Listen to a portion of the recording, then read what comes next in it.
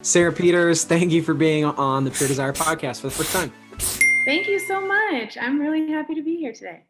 We are going to be talking through a resource called Behind the Mask, and this is a group that we have for female students who are battling porn, sex, love addiction, and you have experience leading these groups. And obviously, Nick and I do not have experience because we don't think that that would technically be appropriate. Even though we know it's in the resource, we wanted to talk to someone who has been through the resource a number of times. And from what I've heard, this is like your favorite Pure Desire resource. Is that correct? That is correct. It was the very first material that I went through, so that might have just hold a little place in my heart because of it. Got it. But it is definitely my favorite for all the little different reasons that I have.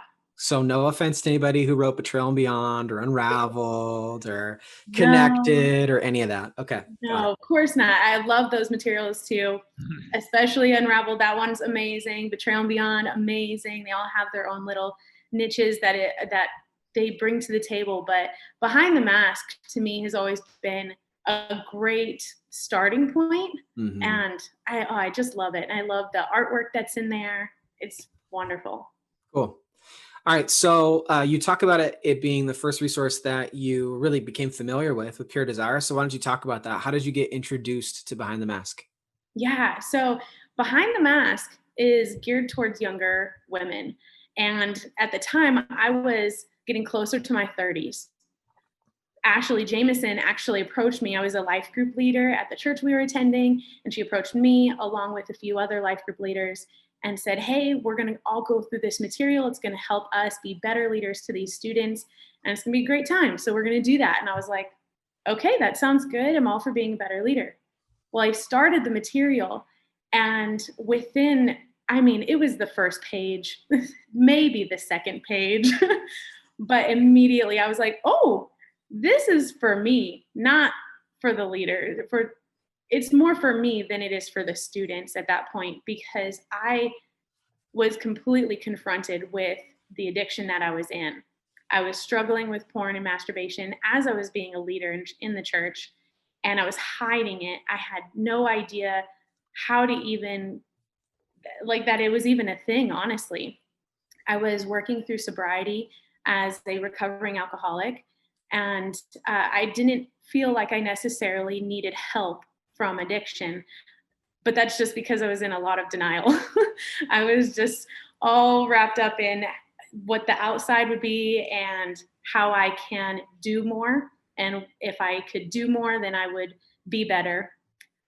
So when I started going through the material and it asked me questions about my past, one of the very first questions was, have you ever been sexually abused or molested? And I'm like, well, does this count? And I immediately talked to Ashley about it, and she just had the best response. Very warming, I would say. It was a warming laugh because it was filled with love, but also just very lighthearted. Of course that is.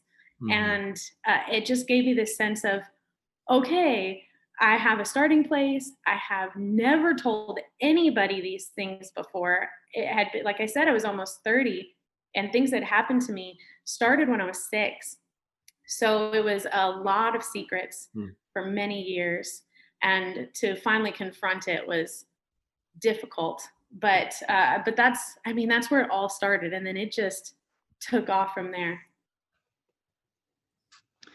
That's pretty cool, Sarah, the way that you were approached by another leader who was saying, hey, let's go through this as leaders so that we can help students. And I wanted to just underscore that for listeners, that is a clever way that you may be able to start a group if you're having a hard time getting traction, is rather than, directly going to someone saying, hey, you need this group, because that does put up our natural defensiveness or sense of, I don't need that. But if we approach someone to say, hey, let's help our kids, or even approaching parents to say, let's be equipped as dads, or let's get equipped as moms, because we know our kids are going to face a ton of broken sexuality issues in their growing up years, and we want to just be equipped to help them. And so why don't we walk through this material as parents or as leaders? And then what you just echoed, I've heard so many times of people saying, I was going through this for someone else, and it didn't take me long to realize how badly I needed it. Yep. For my own growth. And so it's pretty neat to hear that in your story. Yeah. That was my experience. So Like, sorry. Like, my experience was, I had parents coming to me. I was a youth pastor and said, "Hey, our students are sexting each other. Like, what do we do?" I'm like, "I don't know what we do." And so then I had family working for Pure Desire. So I went to Pure Desire and then realized, oh, I need this stuff for me. And I think that what you're underscoring too, Sarah, is that our healing is a huge gift that we give to other people, especially students, the ones that are in our lives, is that if we get healthy, then we have the tools and have experienced them. And I feel like I said this on a recent podcast, that you can't lead someone somewhere you've never been before. And so if I've never used these tools and I'm trying to lead someone there, that's a challenge. But yet I realized, okay, I need this. And then realized how me having the tools in my life and having the health and sobriety in my life is actually what better equipped me to lead students through it. Exactly. Well, and then one of the biggest things I think is, can you imagine just looking back on our own lives, the brokenness, the hurt that either happened to us because we didn't have boundaries, or that we stepped out into? How much of that would change if somebody would have come up to us when we were 14, 15, 16, Yep. said, "Hey, I have this awesome material for you, and I'm willing to just sit with you, listen, work through it, share with you some of my own struggles, Yep. and we can go through it together." I mean, their life would radically change. So, Sarah, you mentioned that you encountered the material when you were coming up on 30. On the other end of the spectrum, we know that the average age of exposure for kids, being exposed to pornography is getting younger and younger. And so, in that spectrum, we say that Behind the Mask is for young women. What age, what seasons of life would this material best be suited for? What would you recommend there? Well, Pure Desire says that it's 14 to 21. And so that is really a great age group to start with. But I honestly feel like it could even be older, especially if somebody hasn't even attempted to address things that happened when they were a kid. And they just really need a starting point. They need a place to say, okay, I'm going to put myself in a younger state of mind, and I'm going to really work through this.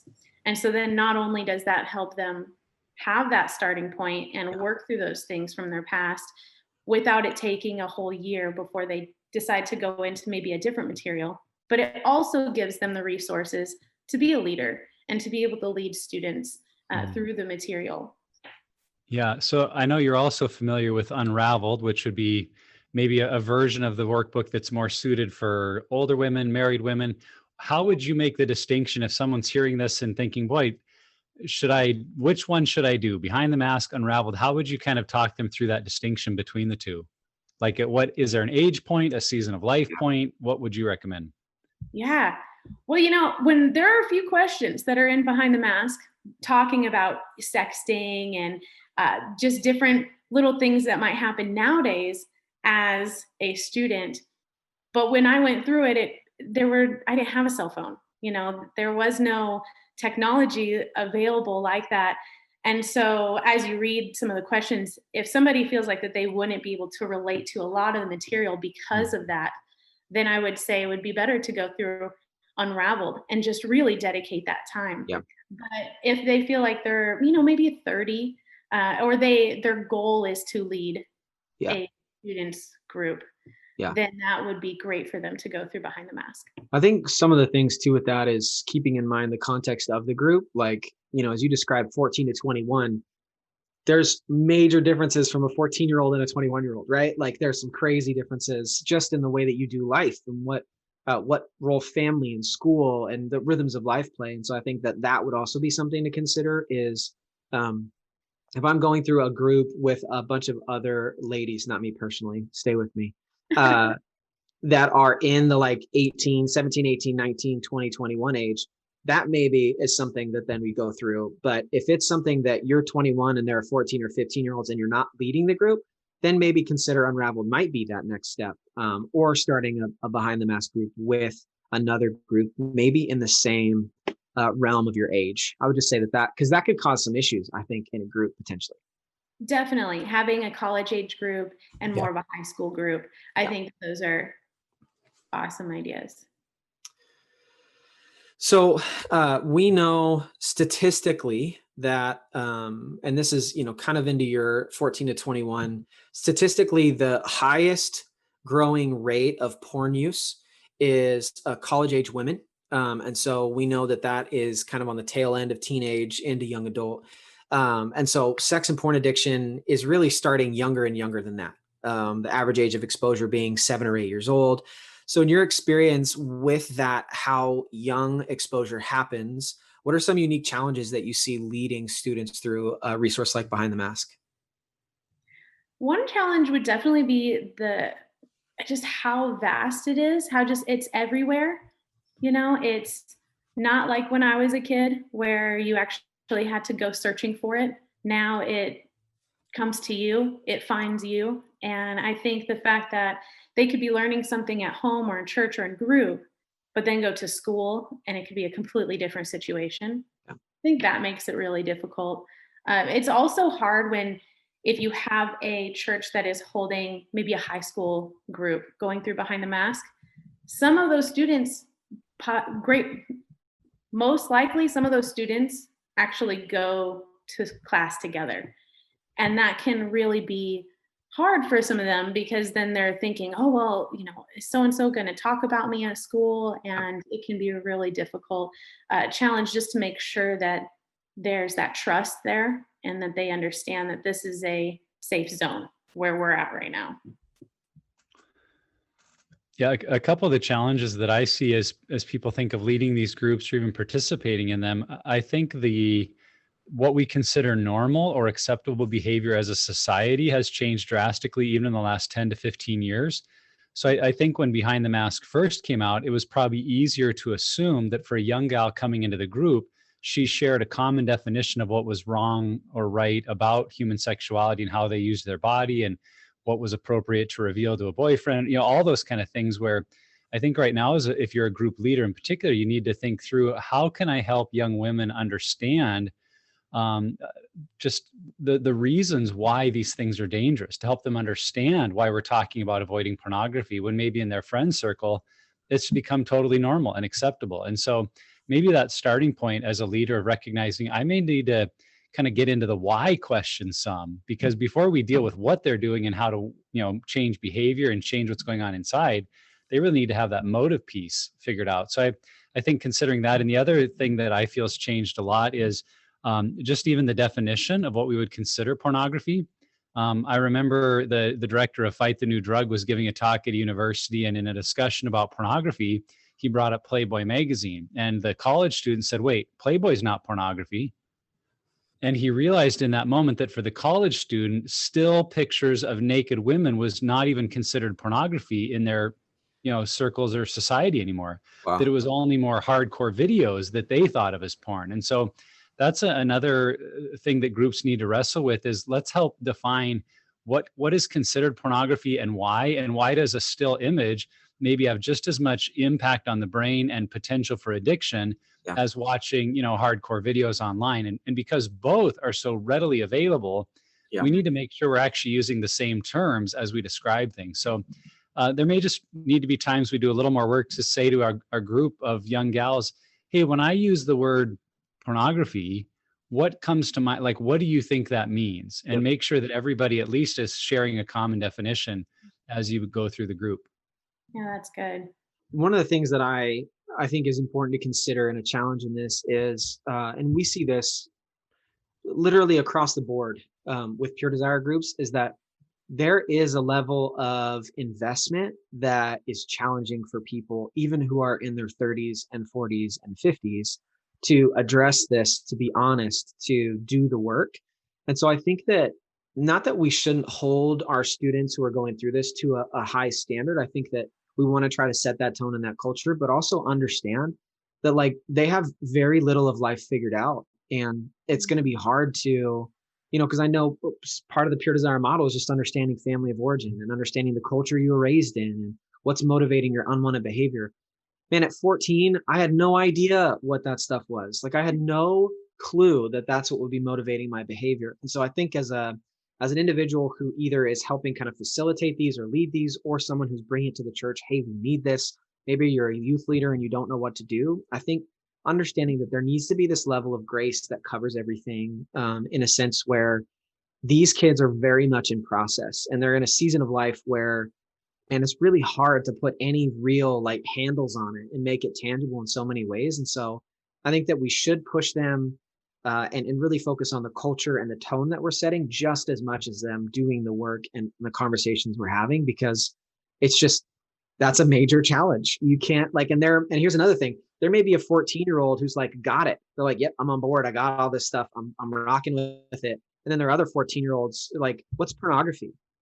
Right. Yeah. Or, like what's masturbation, or why are we even doing this? Like there's a spectrum of cultures, households, families, individuals. And so that's another major challenge for sure. Yeah. And just to piggyback off of Nick, just the why, figuring out the why, not only for the students, but definitely as a leader, being able to know what is your why are you leading, but also what are the reasons why we struggle with this, and diving into the definitions of things, not just with porn, but also what is sex. Students nowadays define that completely different. Yes. What used to be defined as sex before now is just, oh, we're just messing around. Yep. Or we're just having fun. And really, it's their brain is thinking it's something completely different. Right. Yeah.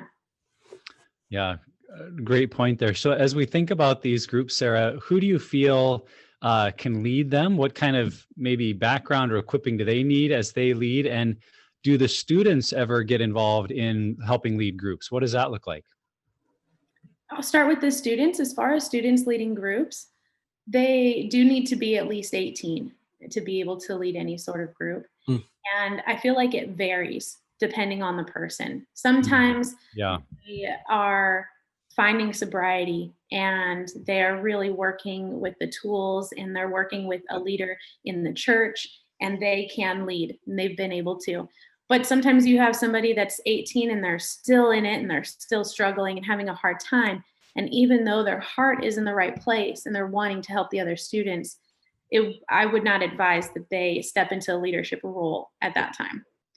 With anybody that's younger, I've actually had students that were 17, they were almost 18 or 16, and they're very mature for their age, and they're wanting to lead some of these younger groups.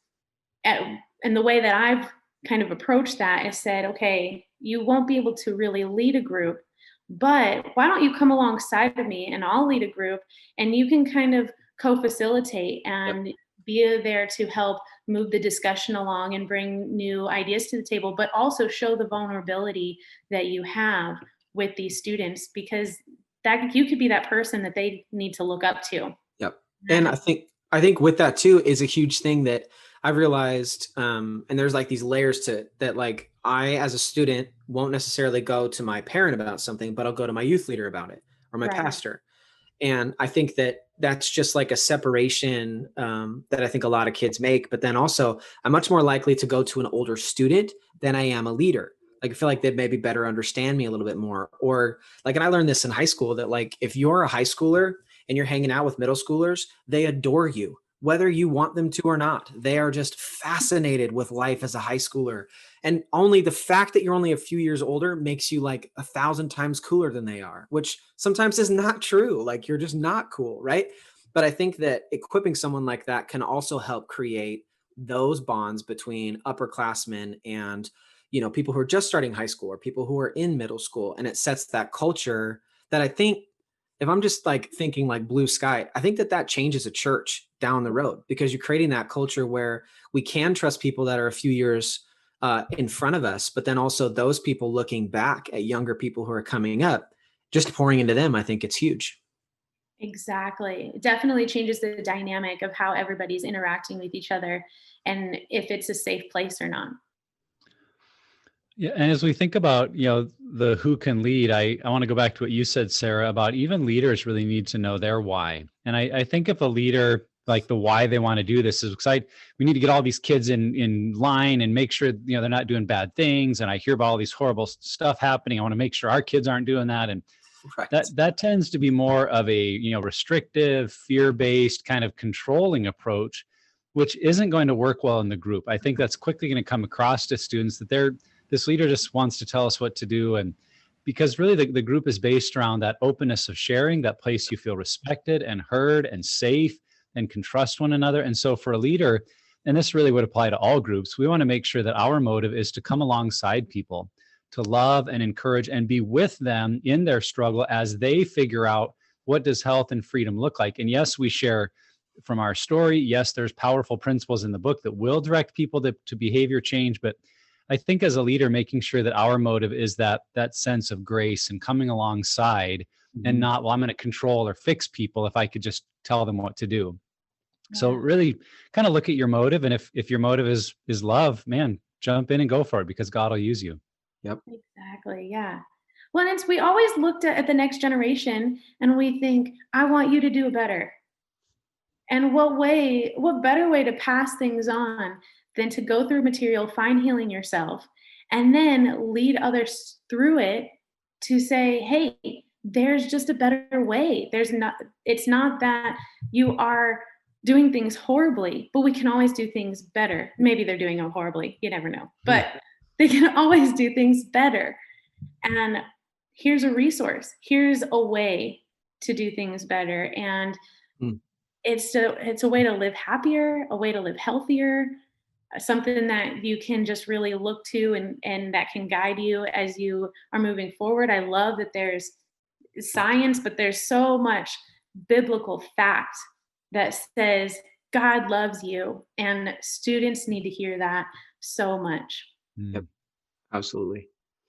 I would emphasize that strongly, that, I mean, you think about identity as an adult, how challenging it is to remain in who God says you are. It seems so fluid when you're at that age of being a student, because you're trying to figure out who you are and who the world tells you are, your friends tell you are, your parents tell you that you are.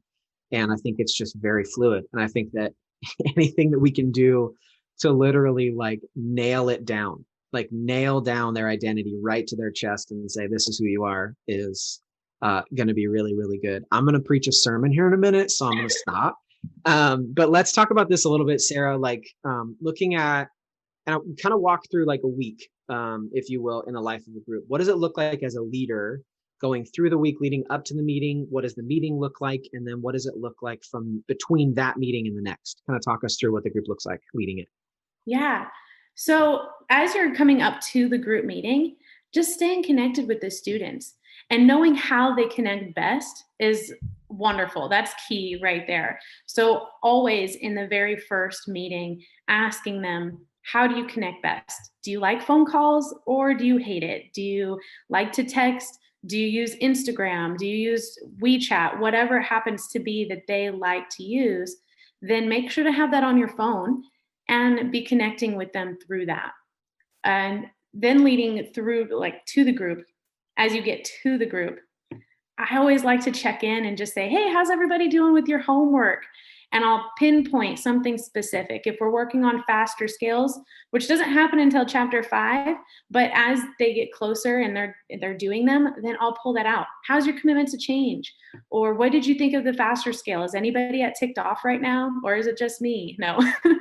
Just checking in and seeing how they're doing and keeping it very light and not so much as a teacher, I guess, get your homework done and don't forget to do this. It's just connecting with them and saying, hey, I had a hard time with this question, or this question was really fun. I really enjoyed drawing this specific picture.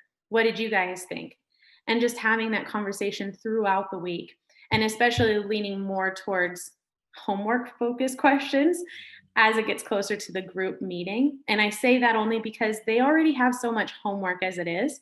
So to keep them reminded that they do have pure desire homework that they should be focusing on and doing just kind of helps. By the time we get to the group meeting, they have their homework done and they are ready to go. So throughout the group meeting, I always like to say, hey, how's it going? How'd everybody's week go? If I feel like we have enough time, because some of the chapters are very short, while others are, maybe 15 pages or 10 pages. So they can take a little while to get through.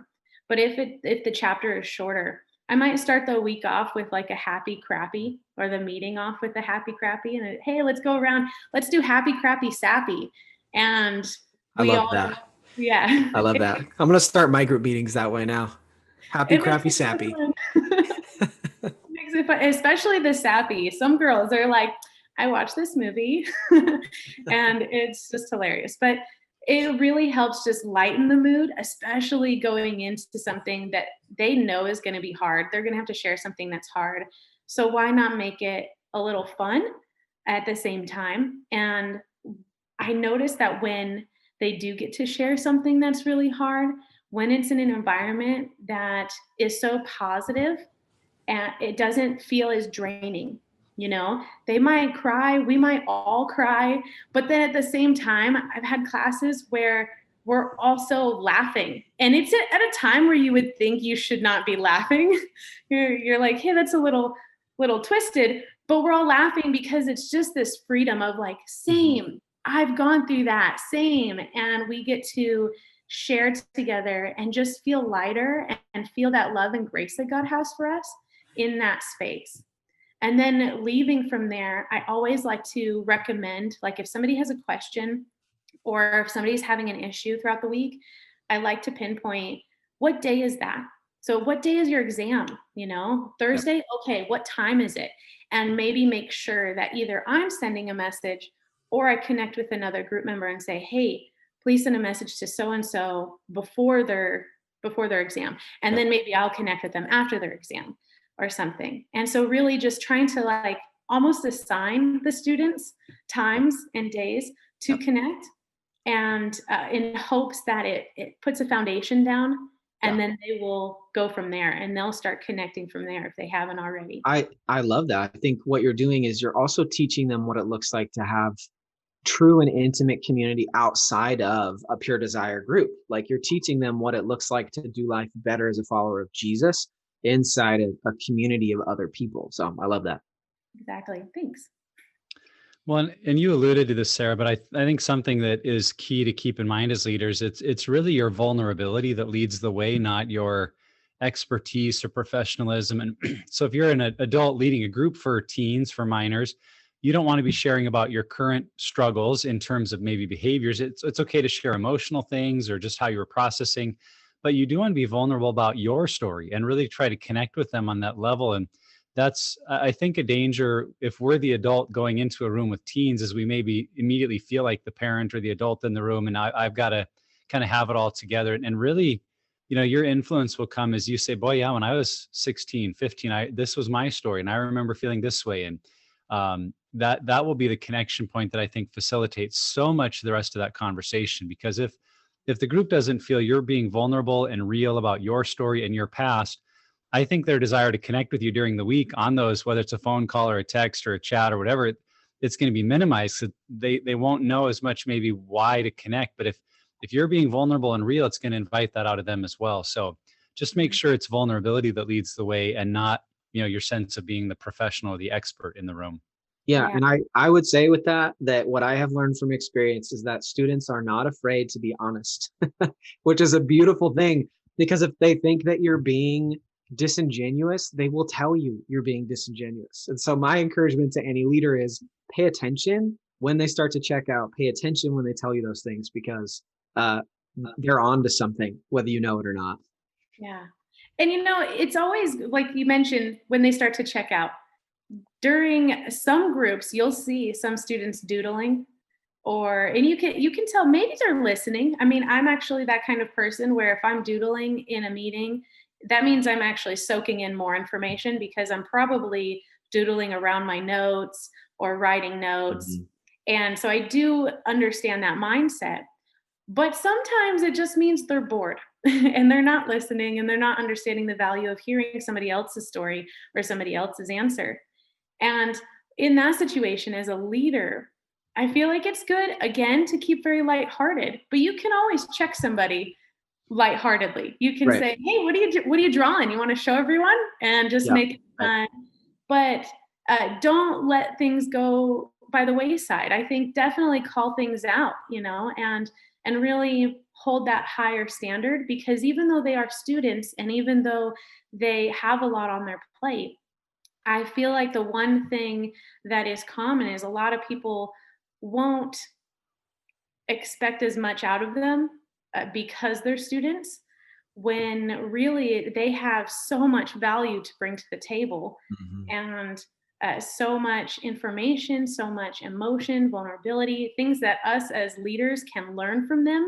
And going into a group knowing that, okay, I'm here to show you my vulnerability and lead you, but I'm also planning on learning something too. So, Mhm. what are you going to teach me? Because I know you got something awesome.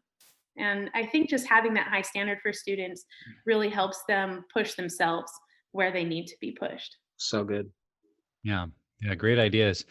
So if you're leading one of these groups and there's minors, do they need their parents' permission to participate? And what have you done in situations where a minor doesn't want her parents to know that she's interested in a group like this? That's a really tough question, or at least Mhm. the second half is tough. They do need, if they're a minor, they do need to have a parent's signature.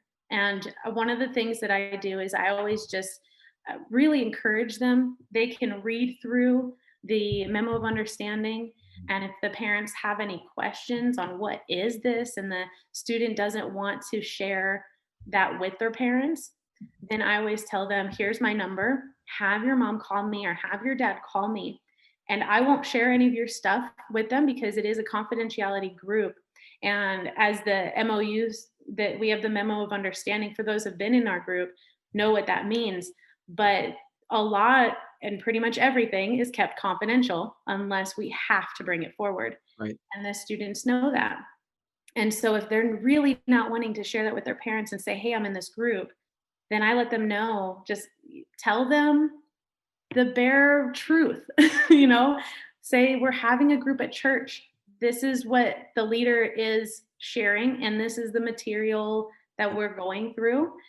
They don't have to say whether it was their choice or not to go through it. They could blame it all on me as a leader if they want. They could say I'm having them do it.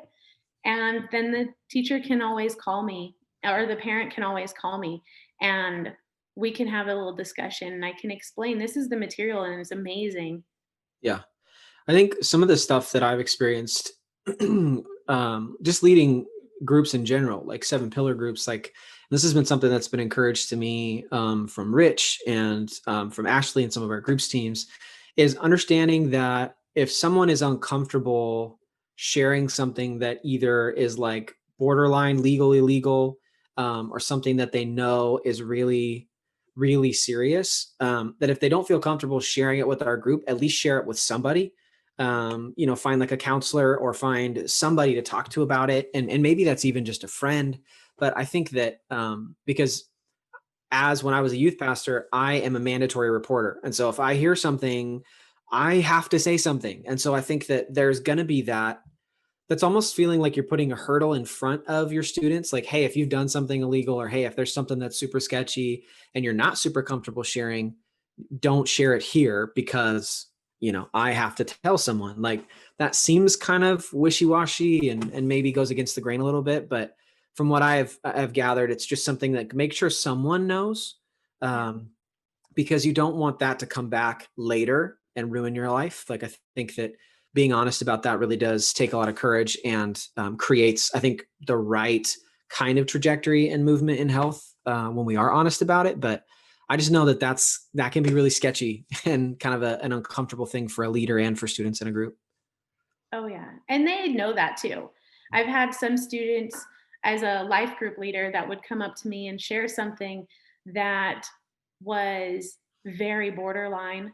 And they knew that, or it was way past the line, but they used very specific words. They were very careful with their wording.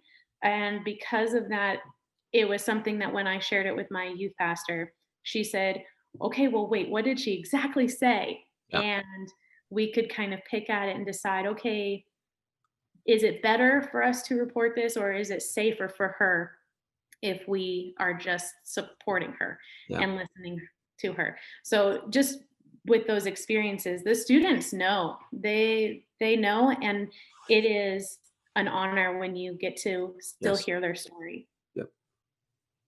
Absolutely. Okay, so obviously, I mean, for me, again, my experience of I was trying to start something for students. And I feel like that, as we've already talked and Nick mentioned it, that's a great way to get groups going in your church and get your own healing kind of kickstarted. But um, what has been your experience and how would you encourage people when wanting to start groups like Behind the Mask? Well, very simply, if they wanted to speak with the youth pastor and see who's on staff and trying to get things going that way, that is a great place to start. Another place would be actually talking to the parents.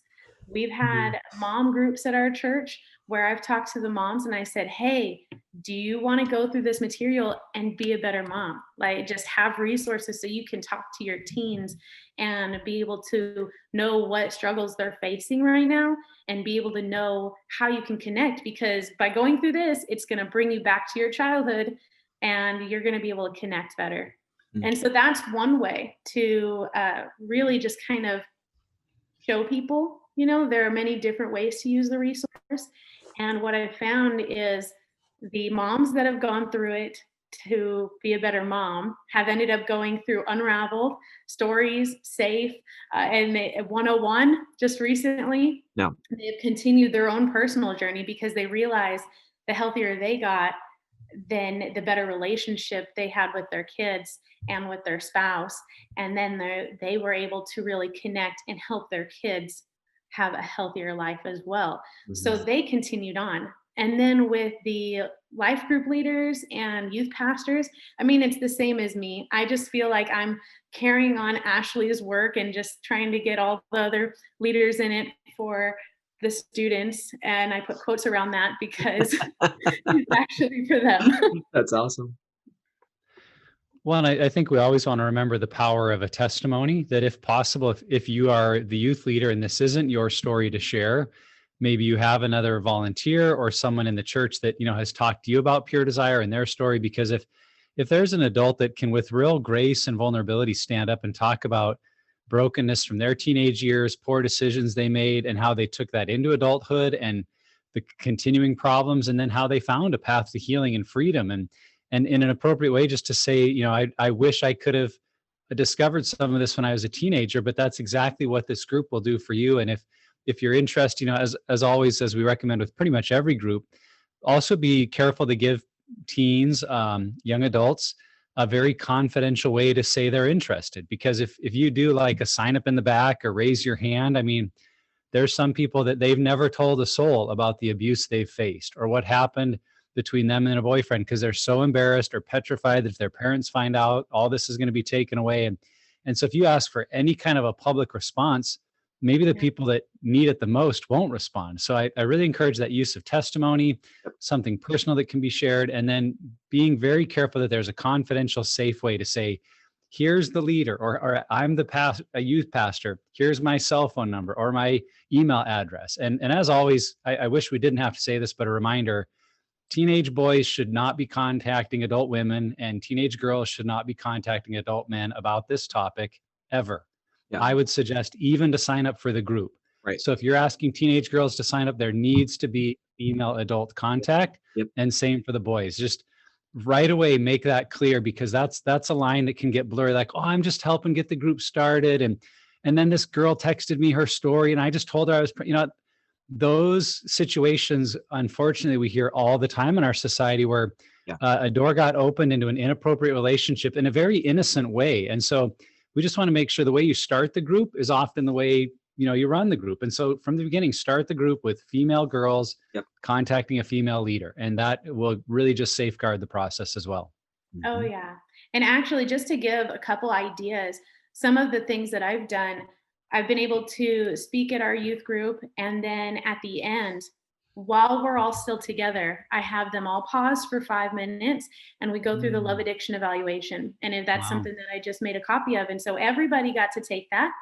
And then I told them if they want to stay anonymous, that's fine. It's not something that they have to share with anybody, but at least they know what their score is, at least that they can see what's going on. And if they're struggling with something, they can see it on a piece of paper. But if for some reason they feel like they would like to either talk with a woman leader, of course, with a female leader, then they can do that.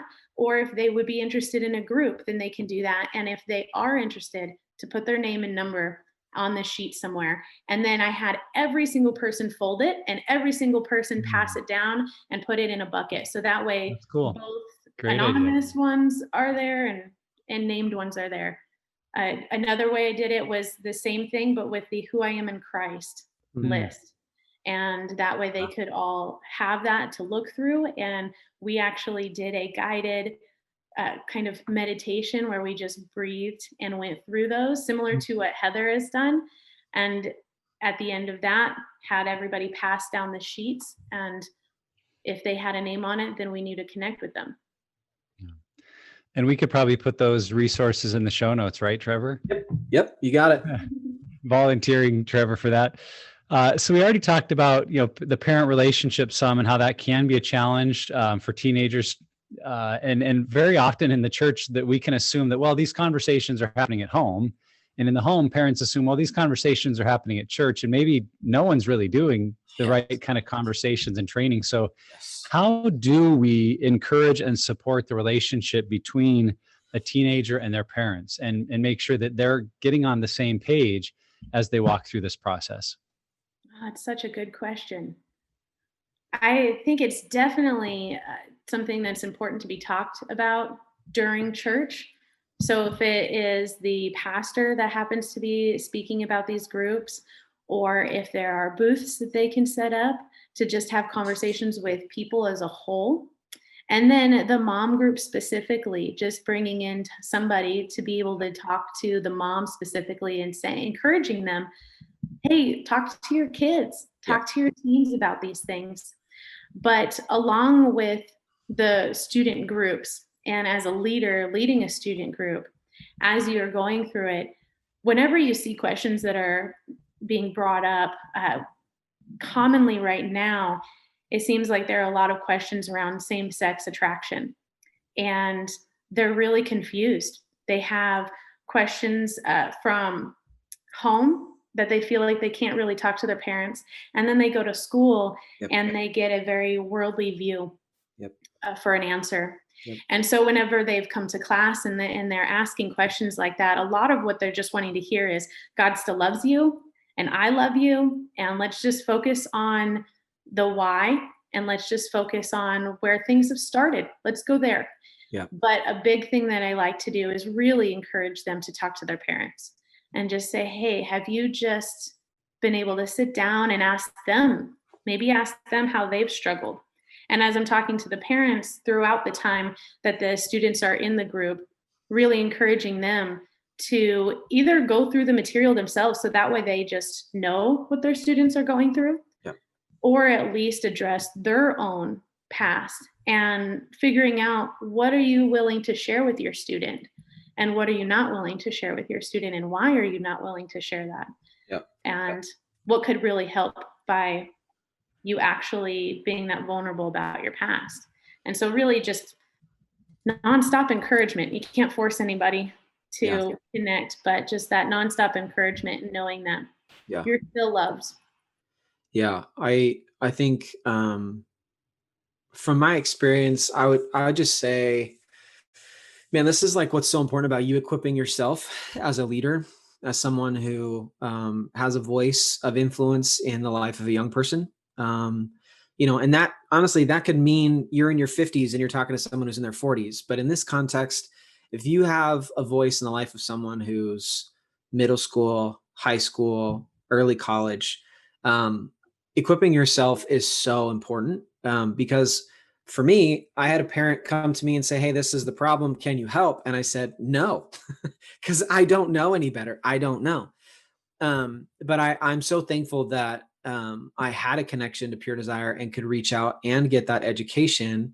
So I think that I would encourage a leader to equip themselves. And if you don't have that information, in humility, step out and do your work, do your research, find out what you can.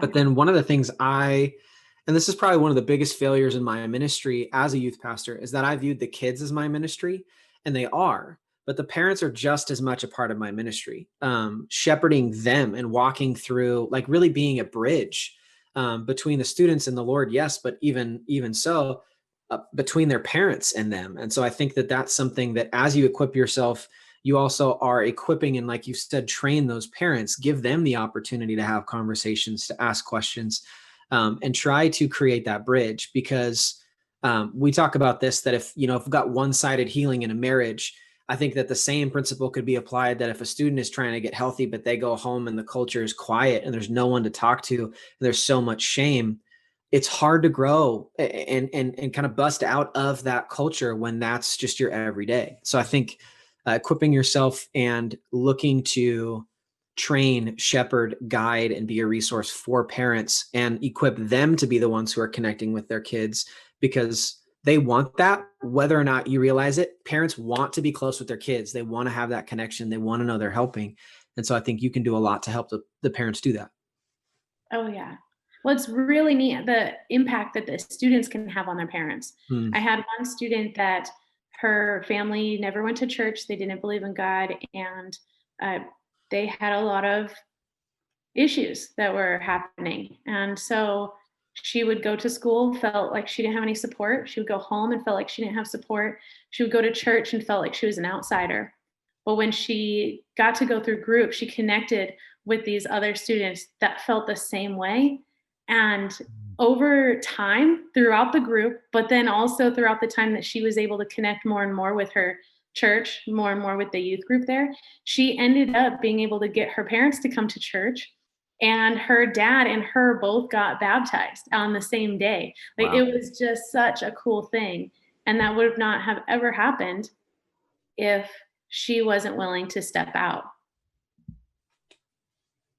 Yeah, and I think to build on that, Sarah, as often as possible, we want to recognize the groups as an environment where we can equip teens to be more open with their parents, because that's part of the material, is that secrecy and shame are what drive addiction, or what drive negative behavior, what drive the kind of thinking that keeps us trapped. And so openness and vulnerability with those closest to us is part of healing. And obviously everyone's home life is different, and maybe not everyone is in an environment where it's safe to share and be vulnerable. But I think the majority of students, if you said, what would it look like to start being more open with your parents just about what you're struggling with? And that doesn't mean you've got to tell them everything, but if you open that door, what might that look like? And as they feel that equipped and feel the confidence to do that, I think it facilitates relationship with the parents, who hopefully are starting to do the same as well. Yeah, it definitely, I mean, Behind the Mask is a huge way to equip the students. And then same with Unraveled, as far as equipping the adults, because I know I work on my relationship with my parents still to this day. And it's due to Pure Desire material that has given me the know-how, and so these students that maybe they grew up in an environment that doesn't teach them how to be vulnerable, then how can they possibly be vulnerable with their parents and be honest if that wasn't modeled and they didn't learn how to do that? Just like for students that weren't taught how to do finances, similar concept. How could they possibly be expected? So being able to go into a group and see that vulnerability modeled in the group helps them to know how they can actually word things, so that way they can talk to their parents. Absolutely. All right, Sarah, and I I've had this experience where, and I can imagine it's just even amplified even more when you have groups like this with your students, that parents want to know what's going on in their kid's life. And I would spend time with students, and parents would come and be like, well, what are they sharing with you? Like, what's going on in their life? And I think at times it's really challenging, because it's like, well, I'm a safe person, and if I break this confidentiality, am I safe? And so I think there's this tension. And so, especially when it comes to the topic and theme of these groups and the area of sexual brokenness in general, what does confidentiality look like? If a parent comes to you and says, hey, Sarah, my daughter who's in your group, I feel like I'm seeing some things. Has she shared about this, or what has she shared in group? How do you handle that as a leader? I feel like it's very similar to when spouses have asked the same question. It's always healthier if the student can share that with their parents than if it's coming from me. And for confidentiality, that's exactly what it is. I cannot. So I reference the memo of understanding Yep. if that were to happen, just saying, unfortunately, these are some things we're talking about, but as you can tell, I can't give you information unless they fall into this criteria. So just in assuring them that if you're hearing nothing, that's a good thing. That is a very good thing if you're hearing nothing. And if that parent is hearing something or knows about something that has happened that they want me to know about, I always just meet that with a thank you. Thank you for that information. I will talk to your daughter and we'll continue on. Yeah, I think it can be helpful to use those moments to try to train parents and to say to them in a kind way, you know, what you're asking is actually create triangulation with me and your teenager, which is unhealthy for all of us. Yeah. So if these are questions you have, you need to ask your teenager. And if they're not answering them, it's not necessarily my job to give you information they're not willing to give you. And so if you can show a parent, this is just healthy personal relationships, that I shouldn't be stepping in and sharing what's not mine to share, because it'll damage all of our relationships. That might help the parent kind of take a deep breath. And then also, I think sharing with the parents some of the material and helping them understand the kind of questions they could ask their kids. Because if all they know is, well, how's it going? Or, you know, are there bad things you've done you need to tell me? I mean, those aren't going to be responded to well. But if a parent can learn to ask questions about, you know, when your friends didn't invite you along, how did that make you feel? Or what's something that's happened in the last week that's really made you excited? Is there anything lately that has really disappointed you? And asking questions to get their teen talking on an emotional level. And much of that might come out of the material. So if they know what's in the material, then they might have some tools to ask good questions and not just get stuck into the, well, you know, tell me everything. What do I need to know? And because I think kids just, they clam up and don't know how to answer those questions very well. Oh, yeah. And actually, just on that, and kind of taking a piece from earlier, happy, crappy, sappy. I do that with my daughters, my 4-year-old and my 7-year-old, and my husband and I actually will do that at dinner every once in a while, where we're just like, all right, let's do happy, crappy, sappy. Well, what's the best part of your day today and the worst? And we found out that our 7-year-old has a boyfriend and he doesn't even know about it. That's amazing. It's great.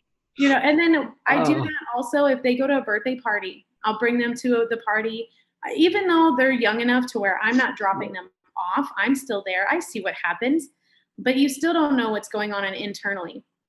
So when we're leaving any kind of event, I'll be like, hey, let's do happy crappy. Do you want me to start? And sometimes they'll volunteer. They'll say, I want to start. Or sometimes they'll say, no, Mom, you start. And I'm like, okay, well, man, I thought this person was weird, you know, or whatever it was that stuck out, and just kind of make it fun. But it shows that I'm also being vulnerable. I'm not prying into their life. I'm willing to share what's going on with my day and that's good. And connect with them, as well as listen to them, and not just the good parts, but also the bad parts, and knowing that we can bond over those bad parts. Maybe we all had a crappy or a bad experience at this one spot. Yeah. And we can all bond over that and talk about it and say, yeah, it wasn't fun. Yeah, that's super good. I think what it's just interesting, like, you know, talking about this resource, this episode was really just to educate people on what is offered for, you know, young women in this arena. But what I'm seeing is that this resource is more than that. It's also a way to foster a different kind of culture and a different kind of relationship for the students with themselves, with other people, and then also with the parents or the authority figures they have in their life. Because as we've even talked about, I think of, you know, there are a lot of students that don't have both parents or either parent. And literally all they have is their pastor or this youth leader or their friends. And so this is definitely something that you can see that in my mind, what I envision is this is like a seed that gets planted, and then the roots just go for days and days and days and spread out and create this new culture. And so this is something that we encourage every church, every youth leader, every pastor to consider. How do we set this up in our church? And maybe it's not this group specifically, but it is something to try to open up the conversation and try to get students to look at their sexual health and how it impacts their life and the lives of people around them. So, Sarah, first off, thank you so much for being with us on your first time. You did super great. And then also just thank you so much for pouring in and investing in time and energy and love to young women and in leading these groups. Oh, well, thank you for having me. And thank you for just creating this material and the opportunity. I think it's amazing. You're welcome. I'm so glad that I wrote it. Just kidding. So wherever you're at on your journey, Pure Desire is here to help create a roadmap for your healing. If you or someone you know is looking for help, go to puredesire.org and start your healing journey today.